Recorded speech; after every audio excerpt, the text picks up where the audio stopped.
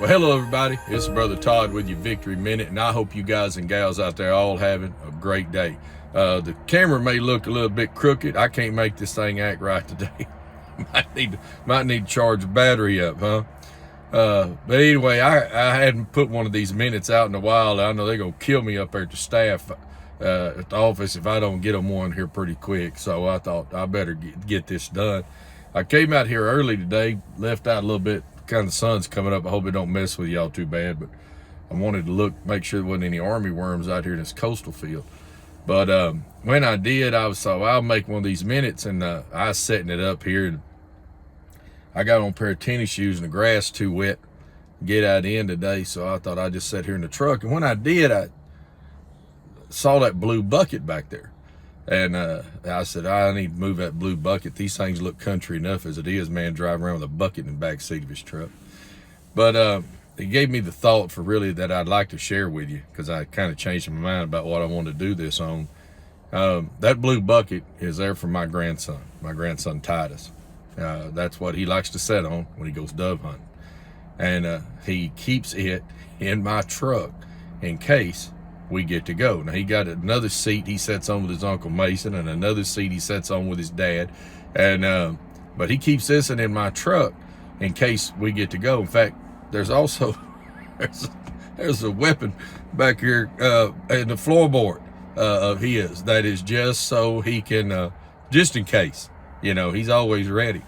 And I thought that mess, just looking around, I got thinking of all the messes in life that I've had to clean up and do and deal with, whether it's from grandkids or whether it's from kids or whether it's from family or whether it's from church folks, whatever it is, there always seems to be something, always something. And I got to thinking of, I never have got too worried about stuff being a mess or this being there, junk in the backyard and all that, because I know what Solomon said. Solomon said, where there is no ox, the crib is clean, but much increase comes from the strength of an ox. What he means is, if you don't have an ox out there in the barn, think about it back in their days, agriculturally speaking, you don't have to clean up after it. They don't tear anything up if they're not there. Now, I ain't never worked any oxen, but if oxen are like cows and horses, then there's always something breaking. There's always something they're going to get into, they're going to tear up. And just besides that, you got to feed them, and they make their own, they'll make quite a bit of mess just on their own. What Solomon was saying is you don't ever have to deal with that if you don't have an ox in the barn. The crib is what they fed them in. He said it stays clean. You don't have to keep it cleaned out. You don't have to keep bugs out of it. You don't have to keep the rodents away from it. But the reality is you miss out on the increase that comes from that animal. Put it in business terms. You may not have the headaches of employees or an employer or equipment or all of those kinds of things.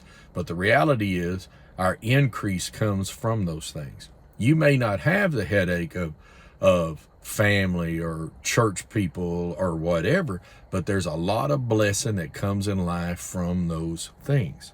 And that's what I wanted to share with you today is, do you have, or nurturing, I don't know if you have it or not, but let's talk about this, nurturing an eternal perspective.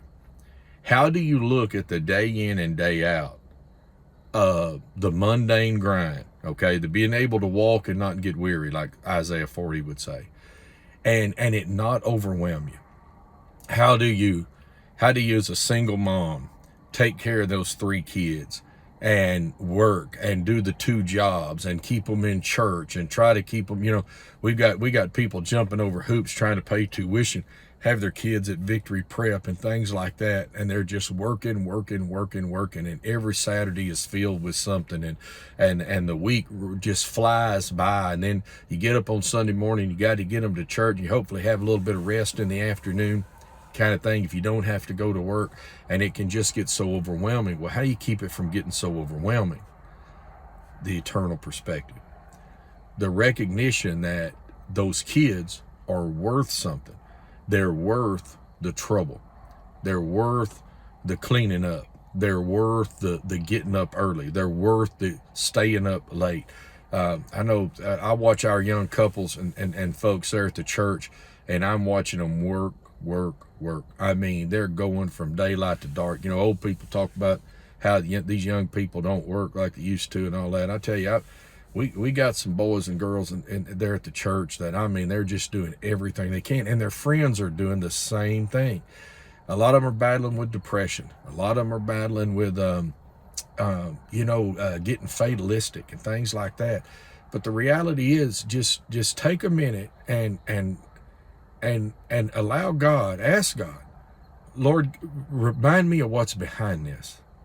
And then you see the worth in it. You know, I think about the way at our church, we teach the principle of the tithe. Jesus tithe, we tithe. Give a tenth of what we make before taxes. I mean, it's the Lord's. The Lord said the tithe is mine. They were tithing before there was a law. And Jesus tithe. Jesus tithe, I can tithe. And I watch people work so hard, and then they give. And you think, boy, that's money just gone. But most of them give because they recognize what's behind it, what it goes to do. You know, in our church, we live under the deal. We give it so we can spend it. And we put it into people as fast as we can. We do it in 3 areas. We do it within our own church. We do it within our community, and we say in places where little church and scurry's got no business being. In fact, these Victory Minutes are part of that. We've got a word from the Lord that we know. Lord gave us a rhema, a word from the Word, about a doubling, an increase amongst our own family and our own church. We're going to have effect in our community around us that we shouldn't have. It goes beyond. It helps other churches. It helps people a lot of them, like we say all the time, ain't even got to be Christians. We're going to help them. And then reaching out into parts of the world where, frankly, a church in Scurry shouldn't have an influence, but God's already give us that increase. And so it comes in, it goes out, comes in, it goes out. We got they tried to get a road built up here at the church right now so they can bring 9 truckloads of building in for a gymnasium for the school. And of course we'll use it at the church too, but it's got 8 classrooms in. It's gonna be a full-blown competition gym. I tell everybody we're gonna at Victory Prep from athletics. I say we're gonna pray for who we're gonna play. We're gonna beat the brakes off of them, and we're gonna help them get up and help them have a good day getting back on the bus. It may not happen tomorrow, but it's gonna happen. Well, you think about all that. I don't want to waller around here too much. You think about all of that. And, like in my life, this is not what I was planning on doing at my age. But the reality is the will of God demands it. The need of the hour demands it. And so you just load up and do it because you recognize the worth. You recognize the worth. If you don't recognize the worth, it overwhelms you. I wear guys out all the time about me time, saying they need me time. And the truth is, yeah, you need balance. And that you got to keep your mind on. But if you can put another before yourself, I think that is the essence of being a grown-up. I think a man, I tell people this without apology, we were given strength so that we can hold things up. We were given strength to carry a load. You're not given strength just to have it, just to display it. You are given a certain amount of strength and an ability and a capacity to move forward. Now, ladies, I ain't leaving y'all out. The strongest thing on this planet's a little mama, I'll guarantee you. But if you follow what I'm saying, God gives us these things so that we can do things that matter, okay? I look back at that blue bucket, and I think of the first time that boy went out there and sat on that thing. I give him a double-barrel 16 gauge because he was waiting on a dove to land on a fence so he could shoot it with his 22. That's what's in the back of this truck. And I said, no, we're going to do something different. Anyway, we didn't see no doves that day. His Uncle Mason, they was out the next day, he got one with a pump 20. And first one on the fly, I think. So anyway, when I sat there, I look at that blue bucket, I can see that boy sitting there looking at the skies. And I just traveled back in time, and I can remember that was me sitting there with my papa. And I think about how my old granddaddy and them put so much into me. And when I can take and try to do half as much back, then it's got meaning, it's got blessing. And it doesn't matter if there's a bucket in my seat. It doesn't matter that there's candy wrappers in the floorboard, and it doesn't matter if there's pickle wrappers. This boy's got me eating these hot pickles come in a bag, and we stuff them over here in this little old hole till I clean them out. All of those things count up and weigh up, and there's something's got to be done, there's something's got to be dealt with, but it's worth it. And if you can see the worth behind your work, then it doesn't get overwhelming.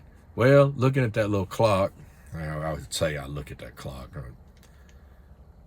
Yeah, 10 minutes. 10 minutes worth of me getting you to this point. Make sure you see the worth behind your work. And if what you're doing and what you're paying money out for and you're putting effort into, if you can't see something eternal in it, then quit doing it and go do something else. All right. Have a good day. I hope the Lord blesses you and keeps you. Be sure and like these things, subscribe to these things, forward them around to each other. And it's Wednesdays. We're putting this thing out. Try to get to church or catch us online as we go through the Psalms. And Sunday morning's coming. Bring somebody with you. All right. Have a good day. Or watch us online, wherever, whatever fits you. Have a good day. Bye-bye.